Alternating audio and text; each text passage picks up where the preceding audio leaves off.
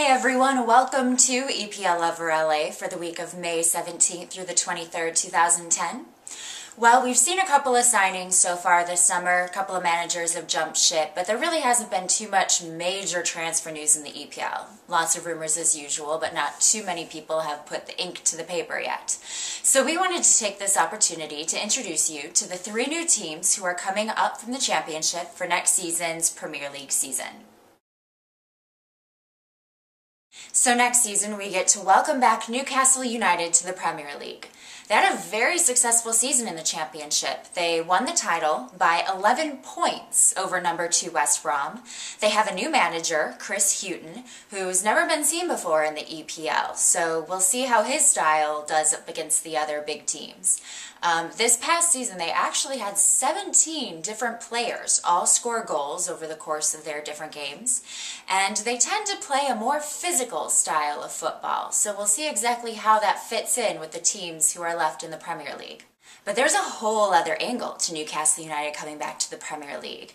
A little lesser known feud is going to be reignited between St. James Park and Emirates Stadium. That's right. Deputy groundsman Andrew Tully of Newcastle United has always been eluded by the Pitch of the Year award in the Premier League. Now, after being relegated to the Championship, Andrew and his team won the award, and congratulations, and rightly so. St. James Park is a beautiful stadium. But now you're back with the big boys. You're back with a chance at the prize that has always eluded you. And we're on to you, Andrew. Oh yes. We're on to you. I've read your report. I know you've already started on St. James Park. I know that you wiped out that entire pitch and you're starting from scratch. You even have a sign up there that says, "Please stay off the grass." And there is no grass. You will water the pitch 3 times a day if necessary. You will laugh in the face of drought. Volcanic ash means nothing to you. You will stop at nothing to get this award. So don't you think, Mr. Andrew Tully, that we are going to sit down and take this. I know the boys over at Emirates Stadium are well onto your plans. They're well onto your methods. And this is not one feud that we are going to take sitting down. So welcome back to the Premier League, Andrew Tully. It's war. And also welcome back to Newcastle United and Kevin Nolan. Alright, so I have to admit that I was a bit disappointed when I got stuck with West Brom. Just because I've been familiar with second place for the past few seasons doesn't mean that I need to become an expert on every second place team. Much to my delight, however, I realized that this team has personality. On their website, they have this feature called My Inspirations, where the different team members and staff members get to talk about who and what have inspired them. So as you might expect, you get the normal suspects: family members, managers, coaches, youth coaches, and school teachers. For those of you with a particular fetish for English schoolboys, I recommend skipping that topic, because you're going to run across terms like teacher's pet and all-boys school. But let's screw all that and get to the fun stuff. Pop culture. What kind of music could we expect to hear coming from the West Brom locker rooms? Mostly hip-hop and R&B. However, I do want to make 2 honorable mentions. One for center-half Jonas Olsson, who I will now refer to as the Swedish hippie for choosing Dylan. And one for the keeper, Dean Keeley, or Kylie, I don't know, I speak American, who chose the very famous aria Nessun Dorma. Well done. Movies. Any Given Sunday and Gladiator got the top votes, but basically anything starring Denzel Washington will do. Books.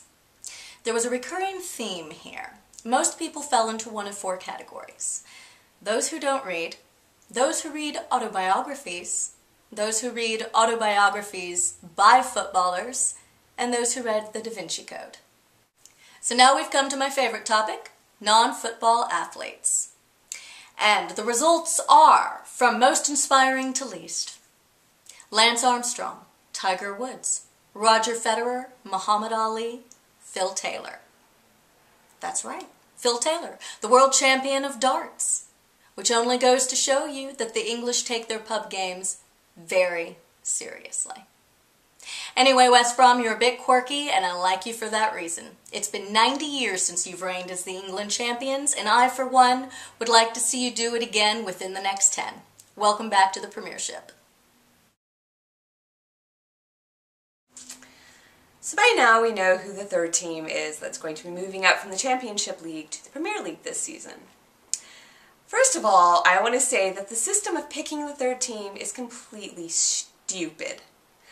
The bottom three teams from the Premier League come down. Therefore, logic would dictate the top three teams from the Championship League would move up. But oh no, the top two teams move up, and then 3, 4, 5, and 6 get to play off to figure out who moves up. Where does this make sense? Anyway, we were all excited about Nottingham Forest because, I mean, come on people. Nottingham Forest, Robin Hood, his merry men, jokes would abound. But they lost. So then we were excited about Cardiff. They're from Wales, so that could bring up a whole bunch of stuff about why is a Welsh team playing in the English leagues. And their mascot's the Bluebirds, so we could sing Zippity-Doo-Dah all season. But no, they lost. So that leaves us with Blackpool. I looked them up, tried to find some interesting facts. They were founded in 1887. They're called the Tangerines or the Seasiders. Their color is orange, which I guess they got because some ref in the 20s refereed a game between Holland and Belgium, and he said, hey, those Dutch people have orange kits, it's kind of cool, and someone went, oh, that's a great idea. Their mascot's a bear. Their motto is progress. Their derby is Preston North End. They won the FA Cup in 1953. Oh, I know. They're going to have the smallest stadium in the EPL. It only seats 12,555 people. So I guess if you're going to do one of those away games, better get your tickets soon. Yay, Blackpool! Welcome!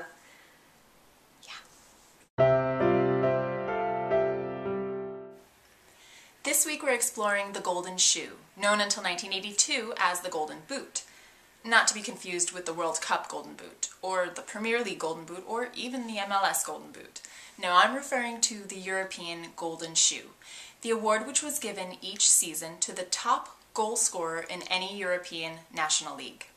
It was awarded by L'Équipe magazine starting in the 67-68 season, until Cyprus Football Association protested, claiming that one of its players with 40 goals should have won the award. So, between 91 and 96, L'Équipe didn't give out any awards, but its co-sponsor Adidas did, unofficially. In the 96-97 season, a point system was introduced, and European sports magazines has since given out the award. The point system is based on a league's rank according to the UEFA coefficient, and it gives more weight to goals scored in tougher leagues. So a player in a tougher league can win with fewer goals than a player in a weaker league. The top 5 leagues' goals are multiplied by 2, and leagues ranked 6 through 21 are multiplied by 1.5. This week it was announced that Barcelona's Lionel Messi won the ESM Golden Shoe with 34 goals, multiplied by 2 for 68 points. He beat out Ajax's Luis Suarez, who had 35 goals, because Messi plays in Spain's La Liga, which is among the top 5 countries, along with Germany, Italy, France, and England. Suarez plays in Holland's league, so his goals are only multiplied by 1.5, but hey, that's the way the ball bounces.